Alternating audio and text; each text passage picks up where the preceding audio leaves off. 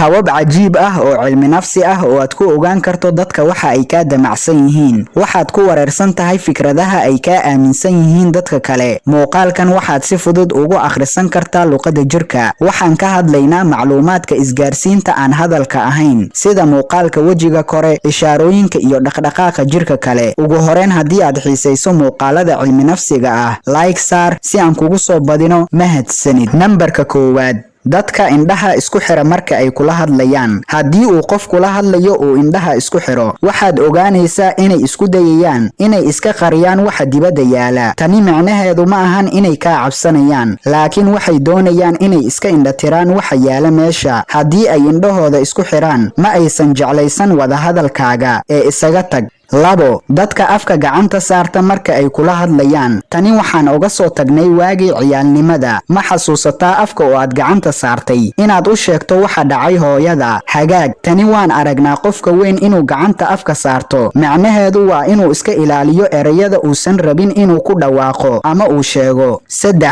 qofka oo calaanjiya ookiyaalaha. Haddii aad aragto qof calaanjinayo dhagaha ookiyaalaha, isku day inaad waaniso oo aad dhiirigeliso. Dhab ahaantii waxay si miir la'aan ah ugu walwalayaan waxa ku dhacay. Si kastaba ha ahaatee, qalin qoray, qalin, xitaa xanjada waxay ka turjumayaan wax isku mid ah. 4, soo bandhigidda wejiga ama wejiga oo gacmaha lala aado. Gebi ahaan tani waxay ka turjumaysaa soo jiidashada qofka hortaada fadhiya. Ninka waa inuu xasuusnaadaa sifadan. Haddii aad ku aragto calaamadahan inta aad la fadhido gabadha ku jecel, waa xilliga ugu wanaagsan ay danaynayso wada hadalkaaga. 5, dadka gacmaha isku xira marka ay xanaaqaan. Tani waa midda ugu badan ay sameeyaan dadka. Dadka qaar ayaa dareema deganaan marka ay sidani sameeyaan, sababtoo ah maskax ahaan ayay u degayaan. Calaamadan waxaan isticmaalnaa markii aan si degan wax u fiirinayno. Haddii aad aragto qof aad la hadlayso oo kaa sii jeeda oo gacmihiisa ay isku xiran yihiin, wuu kuu caraysan yahay qofka. Nambarka 6, qofka oo horay kursiga ugu fadhiya. Dadka markay wada hadlayaan oo ay rabaan inay wax ka ogaadaan, waxay si degan horay uga soo baxaan kursiga ay ku fadhiyaan. Midan waxay ka turjumaysaa qofka hortaada fadhiya xiisaha aad u qabto. Waxaad ku ogaan kartaa dad meel wada fadhiya. Qofka maskaxiyan wuxuu ahmiyadiisa siinayaa gabadha ama ninka horteeda fadhiya. 7, qofka oo kursiga gadaal ugu fadhiya. Markan waa cagsiga xaaladii hore. Haddii uu qof kula hadlayo uu kursiga gadaal ugu fadhiyo, waxay muujinaysaa inay ka daaleen wada hadalkaaga oo aysan rabin inay sii wadaan. Sidoo kale kuma dareemayaan raaxo la joogistaada. Marka fiiri dadka kula fadhiya, ayaga ayaa kuu sheegaya xaaladda ay ku sugan yihiin, ayagoo aan kula hadlin.